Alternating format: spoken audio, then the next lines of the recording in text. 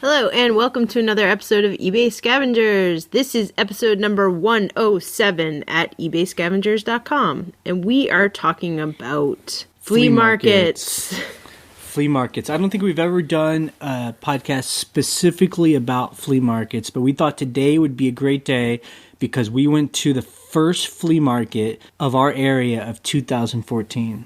Yes, it was very exciting. It was fun. Yeah, I mean, actually, it's Sunday. Today, I wanted to go. It's yesterday, Saturday, and I was really, Friday night, I was really thinking about it. I wanted to wake up early and go, but we had plumbers coming. And yeah, we had, house obligations. We just had to be pros, and because we're finishing up that other house that we're trying to rent, so we had to stay home. But today, Sunday, we got up early, and we went to the flea market. It's about half an hour from where we live, and it's one of the ones I always talk about. It's my favorite style. It's an outdoor flea market, not one of the indoor ones where people have paid booze and just it's pretty expensive. This is people show up, they drive up. In England they call them car boot sales, I think. Yeah, car boot sale, yeah. And it's like a huge football field.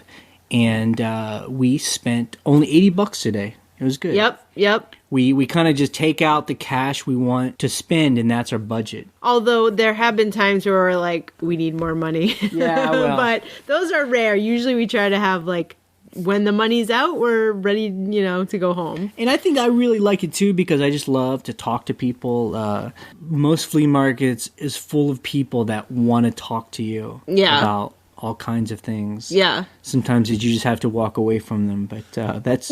Yeah, there was one guy today that was like that. I was like, he's just going to keep talking to us. But you know what? It's fun too for us because it's a day out together, Yeah, it's fun. I mean, it is kind of like when you're doing yard sales, although it's concentrated in one place, which is so awesome. Yeah, basically those are the flea markets we like where every table is a yard sale. Yeah. And instead of having to drive to each one, you just drive, you just walk around. Place. And what we do is, we didn't get to the bank this week, but we try and go to the bank and get $100 in $1 bills. Yeah.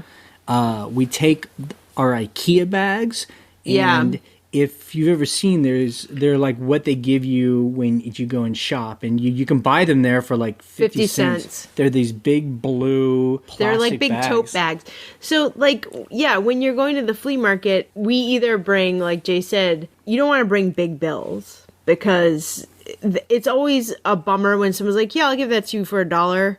And you're like, can you break a 20? Yeah, that sucks. And usually they can't.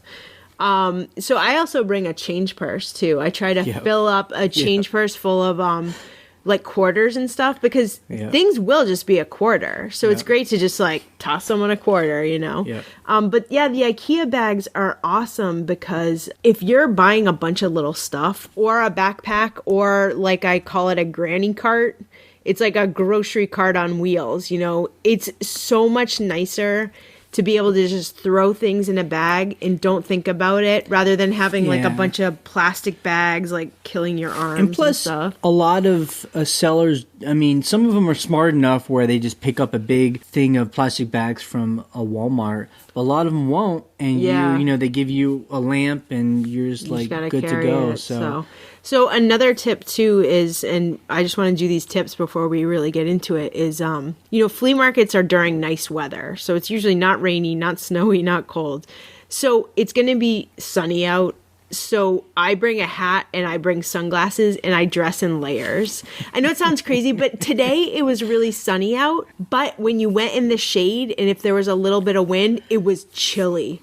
So it was if you're uncomfortable at a flea market and you're going to be there for a while, that sucks. So Ryan's definitely the mom here. I'm going to be more... I am just I cannot be uncomfortable. What I do is I try to make sure that I dress down. I like to wear my kind of dirtier clothes. Oh, I definitely wear like the junky clothes to the flea market. I just wear them in layers. Because I just feel like that helps me when it's negotiating with people. Because I see, because, flea market is definitely like a little subculture. Yeah. It's like kind of the gray market.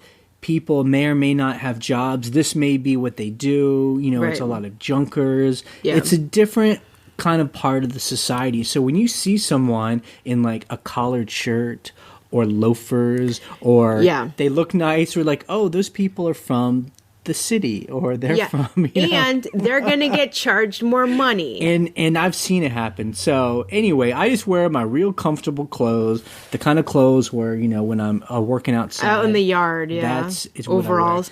I mean, and honestly, I say that acting like I wear loafers and you don't wear clothes like that anyway.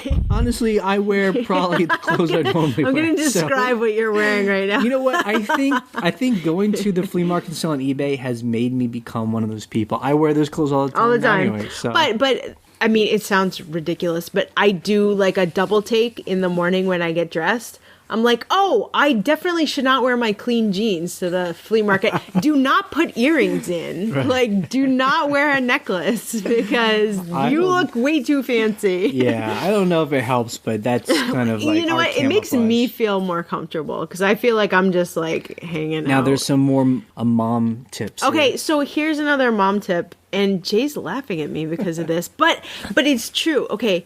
Number one, either eat before or bring snacks, because I will be a cranky bitch if I am not. And Jay will attest to that. He's like, what is wrong with you? I'm like, oh yeah. Say anything.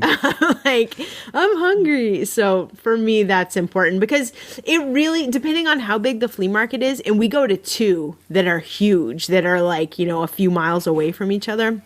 It's all about endurance. Like, we are going to be there for several hours because you got to look at everything. Because really, it's worst about being at a flea market is when there's still rows and rows of tables and you're tired. Hungry. And you get hungry, and that kind of makes you feel bored, or you feel like it feels pointless. You want to go. When you're hungry like that, you just feel like, oh my God, just more tables. Like you just, and then, you aren't sharp, and that's what we need. We need to be sharp and interested. So we're interested in getting into the containers and the buckets, and that's where all the cool stuff is. So we always eat up, or even have some snacks in our pocket. And wear a hat so you're not having the blazing sun burn you to a crisp. So, it's interesting. Those of you who have probably been to flea markets, the ones we're talking about, you're going to know these characters we're talking about. I mean, there's different kinds of people at the flea market. There's like the guy or the lady who basically just dumps out everything onto a table. It's like a house clean out or something. It looks like they just went into someone's house. Put shit in boxes. And then just dump it out, and there's no rhyme or reason to anything. Very often, everything there is $1 or less. It's not organized. It's just dumped out on the table. And those are the ones we love because this guy doesn't want to leave with anything. He wants everything sold. He's open to any offer. He loves bundling. Yeah. And, most of this stuff, 98% of it's junk, but we have found the coolest things among the stuff because this guy doesn't want to take the time. It's like, doesn't care. It's almost like he's just trying to make enough money to fill up his car. I mean, it's really interesting. One thing that I did find on one of those tables was this little, it was this hand-carved oak lion head with wings on either side. To me, it looked like a piece of decoration from a mantle, like an old 1800s oak mantle. And I was like, damn, that thing's so cool. And I'm like, how much is he going to want for this? He's like, $1. I sold it for $100. Yep. Those are the tables. I'm like, yes. I'm sure people listening to us have had that experience. Yeah. I mean, the other thing is, and then right next to it will be a lady or the guy that is like almost like an antiquer. They have all their stuff is neatly itemized, organized. they have price tags on them. They're clean, and they're expensive. Yeah. They're like really going into nice. an antique store. It's Right. like basically the opposite of the one we just talked about. Right. I mean, where really they'll deal a little bit, but they're starting at like $30 for. Yeah. And they have often really cool items. Yeah. But their prices are starting at places where we would start to sell them on eBay. I Right. mean, every once in a while, I'll buy something from them. I'll pay $20 for an item. I can't remember the last time I did that. Yeah. I bought a lamp once from somebody like this for $20. It was a really cool steel industrial lamp, where we ended up getting over $100 for it. That's when it's a good deal. But Right. It's those- more than you want to pay, but you're like, I know I could. Honestly, the only time I'll stop at those tables is sometimes I'm just doing education for it myself. I'll see items, I don't know it's what they are. These people will know what their items are. That's why they feel they can charge the prices they are, because they know the history. If it's a train lamp, they'll know all about it. And I'll just ask some things, and they'll tell me, and then I'll thanks and see you later. Yeah. There's a seller. It seems like there's one at every flea market that Yeah. always wants too much for their stuff, and they still have the same stuff that they had a year ago. Yeah. Like there's that one guy who's across from the food court who has all those boots and stuff. Oh God, that guy. He's got the same stuff because he wants like $40 for a pair of boots. Which, okay, so the funny thing about guys like that, they have gorgeous stuff. Beautiful cowboy boots, like you're like, yeah, those are worth 40. Those are worth more than 40. Online, selling them online, not here. Yeah. So, It's strange. So, I mean, we learn who those people are, and we just walk by. We walk right by. We don't even stop. They don't want a deal. They get offended Yeah. if you offer them anything. And, Yeah. it's almost just like, I don't know if they're just doing it because they want something to do. You're like, don't- do you sell anything? Yeah, I don't know how, they do. Although I will say, like, if there is, a family buying, like, shoes for themselves and they want, like, a high-quality boot right there, right then, I mean, $40 isn't bad for, a $200 pair of boots. So Yeah. that must be who they make their money on. I mean, then there's the booth or these aren't booths, they're tables.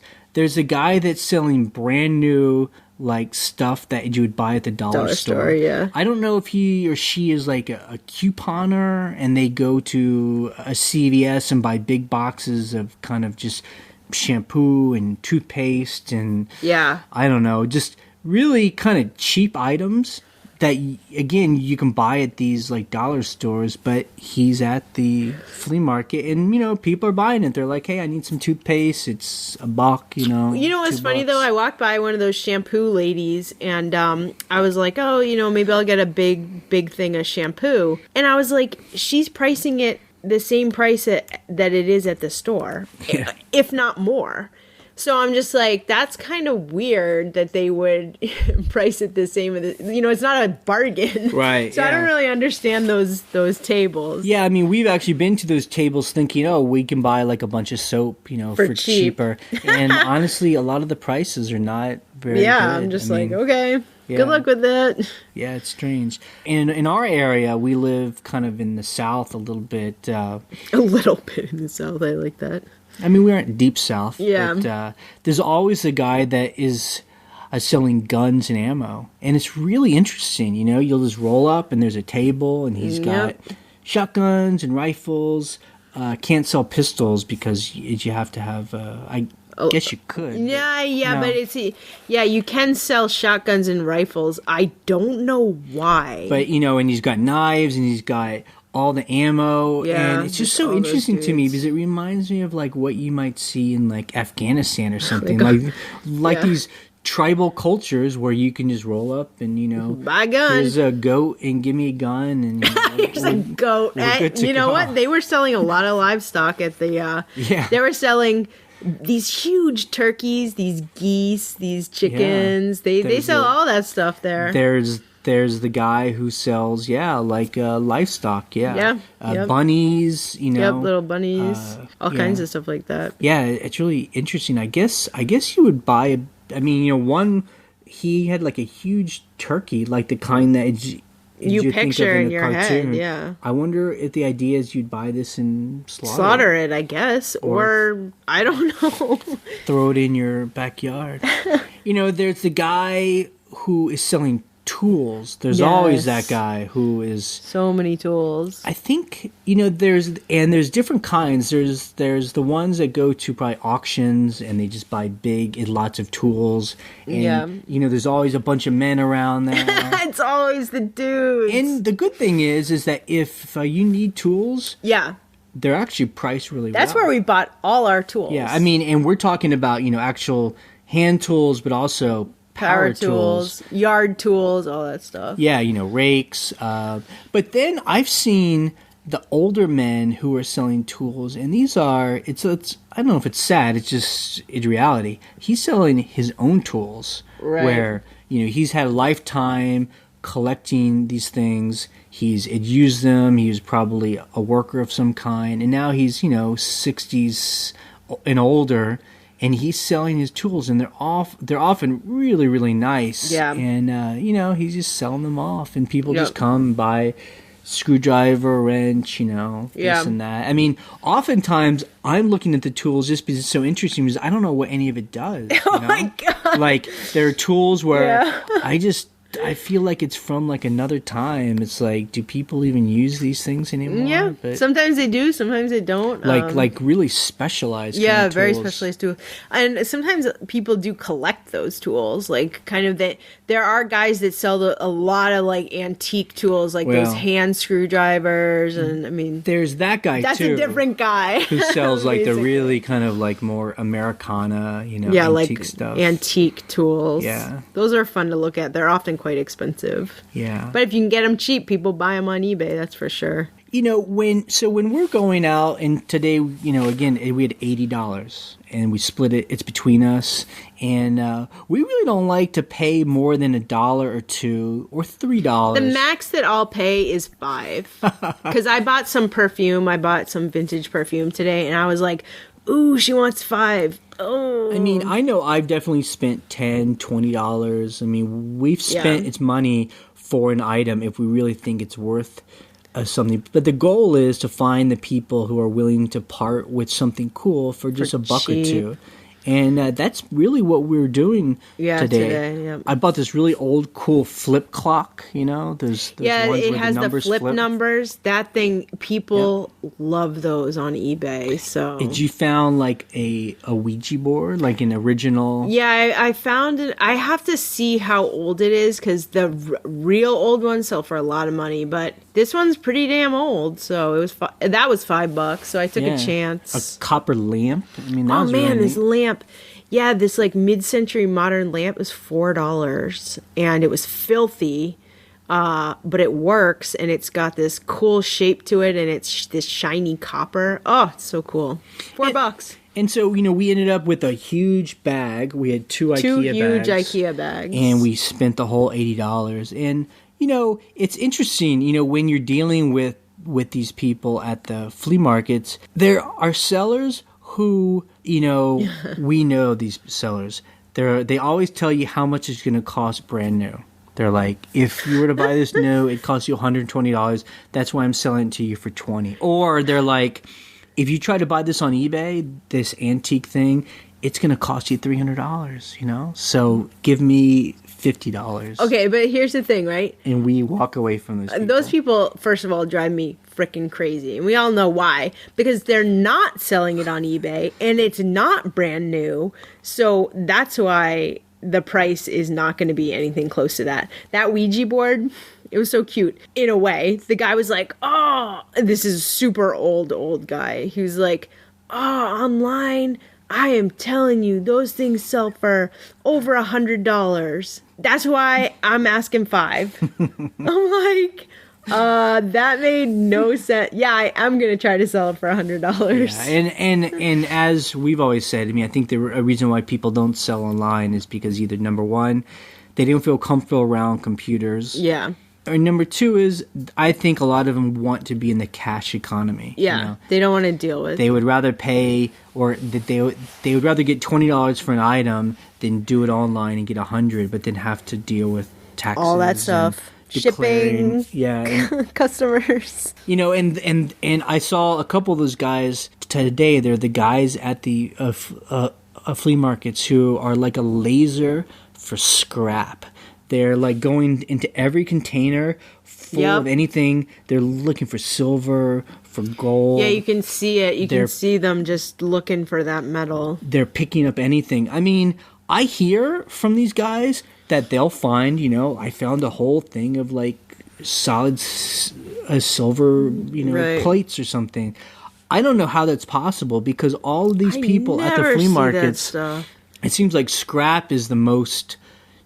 Everyone knows about scrap. Everyone knows to pick up the silver and you look and see if it says sterling. Yeah, they do it, and they find stuff. I hear people finding it. It's so interesting. So another type of seller that I saw today, which I cannot stand these people. They are the seller who is either, number one, not at their table, so you can't actually ask them how much anything is. You ask their next door neighbor, oh, they went to go get some food, they might be back. They never come back. That makes no sense to me. That's insane. Or number two, it's the seller who does not care that you want to ask them how much it is, and they're just talking to their friend or talking on the phone, or they're in their car somewhere. I think it's people who are like not organized in their life. Yeah. Which might be why they're selling items out of the back of their car, but they just seem not engaged in running a business. Right. But you know what? If we really want the item, I'll yell. we definitely assert ourselves. We figure out the price and go for it. It's just very, I guess, as people that run a business ourselves, it's just very strange to us to see how other people do it. And these people, it's like, aren't you trying to make some money? I'm like flagging this guy down like, yo, how much is this? Okay, I'm trying to give you my money. And he's like not paying attention to me. I'm like, I'm trying to pay you. That makes no sense to me. Yeah. It's crazy. I mean, and when I'm at the flea market too, I said earlier that a lot of it makes me wish I knew more about everything, There was one girl, she was young, she must have been like 20, and she had a table full of musical instruments. Yeah. And they all had a price tag of like $50 or $75. There was like trumpets, clarinets, a saxophone, there was a violin, There was like some other instrument, and they were all in xylophone cases. That thing was awesome. But $50 or $75 was more than I had in my pocket. But if I knew more about these instruments and knew I could sell them for $500 or more, right, I would have gone to the ATM and bought her out. But I just didn't know enough about it. It's not the kind of environment where I could sit there and like look on my phone and do a lot of research. You could, but we don't like to do that. But it just makes me, I think, I will spend some time maybe just on eBay, like we always say on the blog. Yeah. Do a search on eBay for saxophone. Look at sold items and just look and see what kind of names pop out. What kind of what are the instruments that sell for a lot? Is there a brand that sells the most? And then it's next time I go, I'll be better informed. But that happens a lot at the flea market because there's so much different kinds of stuff. There's so many people there who sell and specialize in different things. It's really great because it exposes us to things that next time I might, buy or find out about. And when we first started going to the flea markets too, we've talked about this before, we were just looking for vintage clothes, which you do find a lot of, but there's so much other stuff there. Like once we opened our eyes to like housewares and military gear and jewelry and perfume, like there's so much of that stuff. It's just like, you have to open your eyes and be like, I don't know what this is, but it's 50 cents, so I'm going to take a chance. And so I think that's what I bring home from today in my mind is, this is a good example of, this is a way of life for us. It's a Sunday, and waking up early and going to the flea market, it's our business. Right. But it's also a way of life. It's enjoyable. I mean, we were working today, but I feel like I would have done this anyway, you know? Right. I enjoy this. But instead of buying a bunch of stuff and hoarding it, you know, we can get it back out into the world and, as we always say, complete that cycle. A cycle. Yeah. Get these pieces, like that cash register we sold is this week. It can now go to someone that's going to do something with it, you know? Right. It's not just sitting on my front porch anymore. I think it also brings to mind the difference between what we do and what retail arbitrage does. Yeah. And it doesn't mean one is better than the other, but it's just why I'm now firmly committed to knowing why I like selling on eBay and selling one-of-a-kind items, because it's so much more fun to me to go to the flea market, meet all these different characters, go through all this stuff. It's like a treasure hunt. I like to find the weird, funky items. That is so much fun. Like, it's only exciting to me. It is. Well, it's funny that you said that. It basically is a treasure hunt. I mean, even if we don't buy everything that we find, I mean, you found this cool thing. It was like a buggy. It was a horse and buggy carriage lantern. I'm sure people have seen those before. We didn't buy it. I don't know how much you wanted for it.